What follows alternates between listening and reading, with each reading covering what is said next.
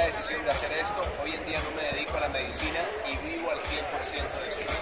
Esto ha sido una oportunidad para vivir sin deudas, para alcanzar muchísimas metas y muchísimos sueños, porque hace 5 años tomé la decisión de hacerlo. Entonces, cuando uno toma una decisión, uno tiene que darle seguimiento a la consecución de todo lo que uno quiere lograr. No hagan esto por Wi-Fi, esto no es la universidad, esto está a la distancia. Comprométanse a capacitarse, a asistir a eventos y sobre todo a poner acción.